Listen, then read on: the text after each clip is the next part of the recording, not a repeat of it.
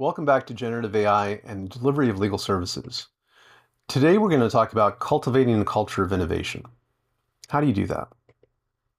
Well, some of the key topics we're going to touch on is just recapping the impact of AI and the psychology of change necessary to implement AI. Change management, how do we do that? Case studies and best practices. And then finally, actionable steps for leaders. So just to recap the impact, 79% of legal professionals are adopting AI in some way. And more specifically, weekly use of AI has risen to 86% for in-house counsel and 76% for law firms. Routine tasks and efficiency gains are having instant legal research, help with contract drafting, freeing you up for strategic thinking and having role play with AI so that it can help you think through problems from different perspectives, and also faster turnarounds. So clearly the billable hour is under pressure. 43% of lawyers expect the billable hour model to decline. Likewise, clients, they're not blind to AI and they expect more efficiency, both in cost and turnaround time. And this has also led to, this phenomenon which pre-existed AI, but I think is exacerbated by it, where there's a shrinking equity partner track. And as kind of an odd result of that, or consequence, is that it actually spurs additional opportunities for efficiency, because some of the attorneys that are not going to make it to equity partner are looking at other, ventures, other ways of providing services that might be beneficial to them. And we'll see one example of that later. So there's alternative fee structures, flat fees, subscriptions, value-based pricing that can be used and that are starting to be used more because of AI. And other ways of engaging in AI and law are to co-develop AI tools with vendors. So lawyers actually engaging with them to create the tools that they need. Lawyers and law firms could offer AI-driven solutions, and we'll see an example of that too. And it engages them to compete on speed and cost with other firms. And you'll see that there actually have been a number of firms, including some very large law firms, that have spun up labs that's associated with their law firm, and they have brought on teams of data scientists and coders to accomplish those goals. So the psychology of change, this comes into play because a lot of people have been working for years one way, and they can't see about working a different way. And who can blame them? It's been working well. Partner profits are extremely high. That's worked for years. Why change? And, when you've become habituated to a certain way of working, habits die hard, right? As the saying goes. So one way of thinking of things differently is to use reframing. So reframing is a psychological technique where not only do you reinterpret, let's say, a bad experience as a good one, or try to, but you consciously try to change the way that you're interpreting the experience, to view obstacles as opportunities rather than something negative. So one example might be walking, up a hill. Well, it's hard. If you have to do it on a daily basis, you might not look forward to it. But a couple of things. Why are you walking up the hill? If it's because you're going to visit somebody that you love, that's a great thing to look forward to. If you're doing it because maybe you're trying to get more fit, get more healthy, well, that's also a great objective. So there's ways that we could think of maybe the outcome of what would happen from the activity that we're involved in, and look towards that outcome as a benefit and reinterpret the experience that way, rather than just it's a pain in the butt to be walking up that hill. And in the same way, when we look at, using AI in the workplace, if it's something that someone is unaccustomed to and objects to, well, there's certain outcomes that they can look to that would be positive, such as greater amount of clients, more income, more free time. So how do we feel about AI? 72% feel AI is a force for good. 96% feel that fully automatic, autonomous AI is too far. There is the fear, psychologically, that AI will replace lawyers. Now, we addressed this in past chapters with Jevons paradox, and that it actually might create more demand for legal services and human lawyers. Nonetheless, there's still this fear. And so from a psychological standpoint, when AI is introduced to a law firm, there's going to be plenty of lawyers that have this either explicit fear or implicit in their reaction to AI adoption. So one way to reframe it with the outcome-based reframing is to look at it as a force multiplier. And there is actual empirical evidence that it does act as a force multiplier. According to this Thomson-Reuters report, 4 hours were saved per week, 100,000 new billable hours, $100,000 in new billables per year. The Clio Legal Trends report showed that 75% of billable tasks could be automated, allowing you to take on more work and net more money. And also it could be used for non-billable tasks. So that would allow you to run with less cost. So the reason for the Iron Man outfit here is just to drive home the point that it can augment us.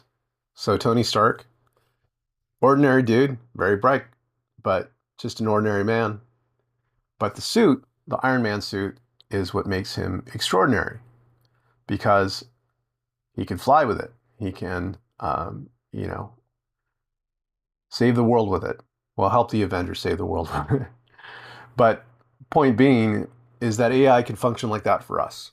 It could give us superpowers to do more with less, help more people.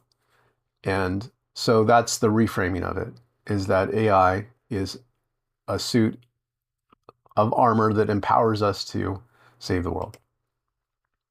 So another psychological technique is what's called self-efficacy. And so that's a concept where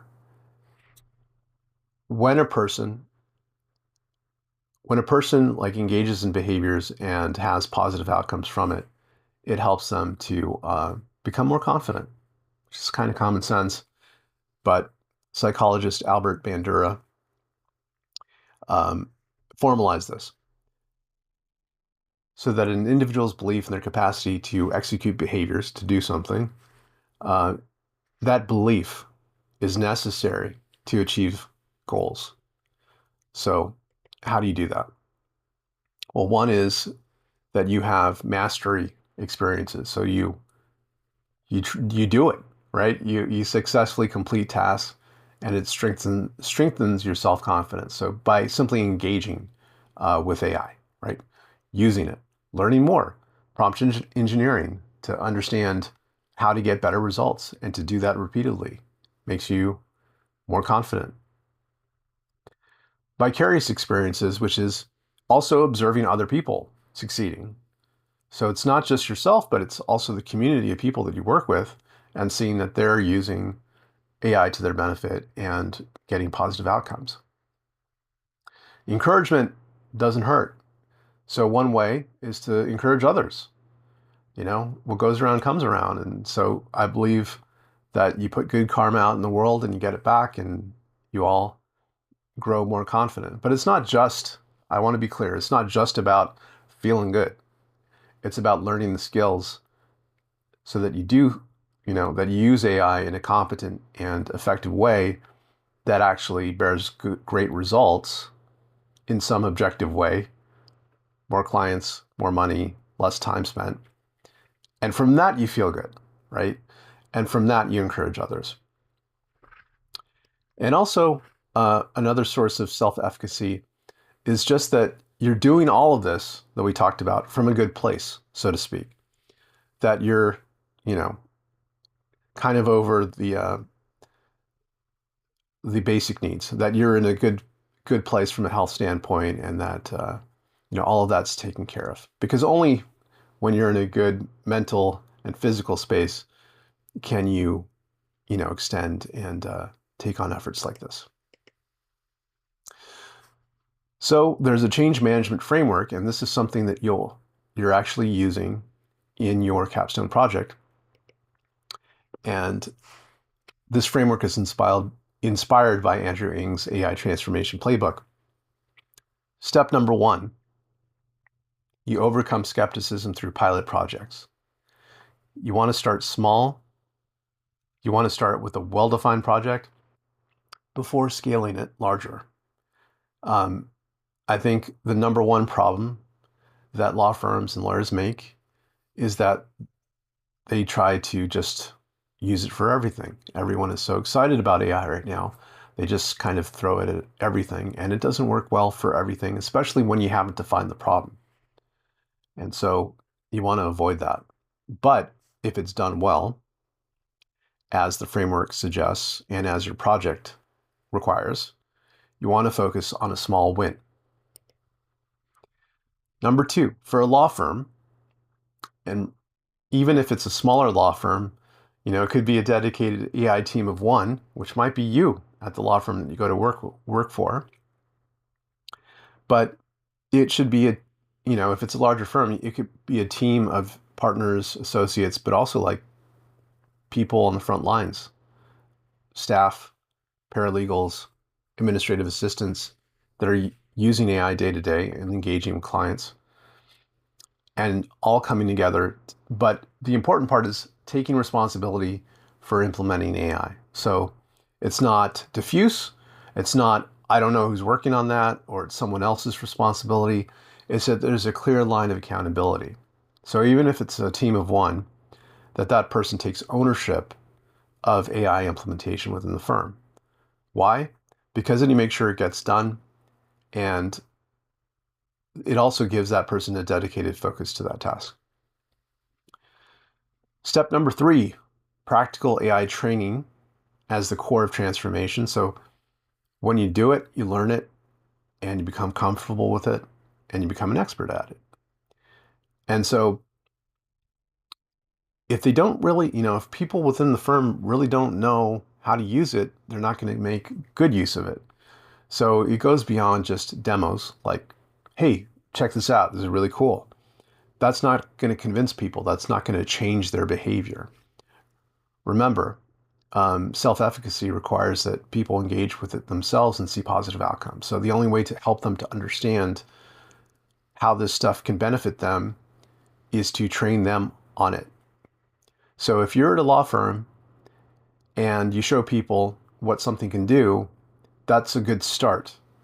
But I think, especially if it's a smaller firm, working with people one-on-one to show them how to do it, because I've experienced this myself. When you see people one-on-one at the desk walking through the training with them, you could see where it goes sideways, and you can catch them before they fall, so to speak, and point them in the right direction. And then they can get a much better benefit. So step number 4 is you want to develop an AI strategy that aligns with business needs. Can't emphasize that enough. It's not just AI's shiny object, let's do this, but how does it tie together with business needs? Business needs being bottom line cost savings, increasing profits, spending less time at the office, those types of business needs. So how are we furthering those goals with AI? That's what we need to think through. That's the strategy that takes place. And even if it's even if you're a solo practitioner, you have the same challenge. You need to think this through, because once you put together that plan, you can take steps to further those goals and also keep track of where you are. Are you doing well? Do you need to improve? How can you do that? Step number 5, communicating to foster trust and transparency. It's about sharing the experiences. Um, and so you want to share both the positive and the negative, not just, hey, this is great, made more money, or we saved some time, or our clients are really happy. You also want to talk about the negative experiences and give people a space where they can feel safe to have those discussions. It could be that maybe you have anonymous reports where people can complain about the tools and how they're not working, um, or they think they're not working, right? Because they might be misusing them or not using them well enough. Um, but it's extremely important to have that feedback loop, because without that communication, you don't know how to solve the problem or make it better. So some case studies and best practices that come into play with change management. One is Esther Chiang. And so she launched Smart ESQ after being a partner at a firm. And this one was, it was geared towards her firm would handle the creation of private equity funds, billion-dollar private equity funds. So not too shabby. And traditionally, the old-fashioned way would require 2,000 hours of legal work, cost about $2 million in legal fees to set up a billion-dollar private equity fund. So with the use of automation, AI, and a lot of very smart human lawyers in the loop, she created a solution where it would cut the workload by 80%. So from 2,000 hours down to 400, and reduce legal expenses by 75% to around $500,000. So 2 million to 500,000. 75% cost reduction is amazing. So the change management here is that by being able to demonstrate, because it really comes down to the facts. If you could show a client this type of cost savings, are they more likely to change their behavior between going to a traditional billable firm versus using this type of solution? Well, that change management for the client is easy. But bringing this kind of technique or strategy into a law firm and having them take this on as opposed to a startup, the numbers kind of speak for themselves. Doesn't mean that you're going to get all the partners on board to adopt something like this, but you're more likely to when you can show that this type of startup is essentially eating the law firm's lunch. So part of that risk aversion in terms of avoiding competition is yet another way to convince and affect change within a firm.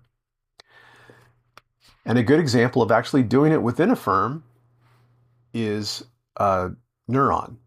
So David Wang, at the time, was the Chief Innovation Officer at Wilson Sonsini. And so they created this flat fee or fixed fee AI-powered contract drafting and review service called Neuron, where you could feed in contracts and have them reviewed by AI, but with a lawyer in the loop. So essentially, the detail work, the routine task of reviewing, summarizing, and putting all that information in front of the lawyer to review, that part was done by automation and AI. The actual review, though, was partially handled by the AI in issue identification, but then ultimately by the attorney reviewing it, but driving down costs tremendously so that it could be offered as a fixed fee product, and also improving accuracy and reliability to 92%. So this is, an innovation development within a firm itself, not a startup, that allowed a reframing of legal services and actually making it, as you can see here, Jevons paradox, making this entire service much less expensive. And actually they found that their clients were very happy with it, and there was a lot of adoption of use of this by their clients. I'd also point out that from a business standpoint, this has the effect of creating what I'll call a stickier relationship with the client, because they're more likely to stick with you because You're providing them with services on demand that are extremely useful for them, and they're more likely to use you for this rather than some alternative. So some strategies for success in fostering change management are training staff on the AI basics. Start with the basics. What's a prompt? You know, what is ChatGPT? You got to be familiar with these things before, you got to be familiar with stuff before you can fly. Keep current on ethics. What can you do? What you can't do? Maybe there's been a local rule issued by a judge that requires you to disclose the use of AI. So you better do it. Update your fee structure if appropriate.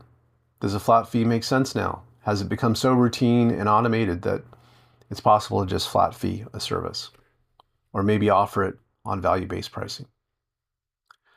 Transparency with clients, something to think about. Depends on your local jurisdiction's ethics rules.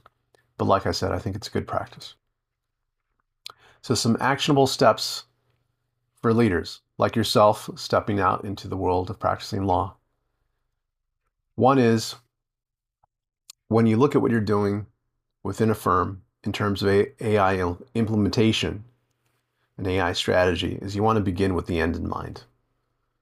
Now, this is just a focused way of thinking about what are we trying to achieve here? Again, avoid the shiny object, phenomenon. You want to look at AI as using it as a tool to accomplish a task. And so what is that task? What are we trying to do? Is it cost savings? Is it time savings? Is it profit? Because then you could tailor the way that you use AI to that end. So this leads me to one pet peeve I have, and the pet peeve is the use of the term use cases or use case. A lot of vendors talk about a use case. And it's, one way that colloquially, is to say it's an example of AI use. There is a particular, strict definition of what a use case is because it comes from the world of, developers and business experts. But the point is that I think use case, it loses the why, because the use case is about the how. The use case shows how we implement AI in a certain way. We can use it for drafting. It could be for summarization. It could be for a number of things. But those particular hows, they don't necessarily connect to a business need. What's the underlying reason we're using it? What is the why? And to me, that's more powerful because when you drive that use of AI from the business need, you'll have a much more effective solution. So, in a nutshell, you want to create a small pilot project where you attack one valuable, very important, it's not just a small discrete problem to solve, but it's also one that is valuable, that shows results, either in time savings, cost savings, profit, or making the client happy. And so when you focus on that, you can land with a particular solution. And then showing the success of that, you can expand it. Because once you land with a very successful pilot project, that in itself is going to convince a lot of people that this is something worth spending time and effort on. And so once you do that, then that empowers you. It gives you the foundation to expand.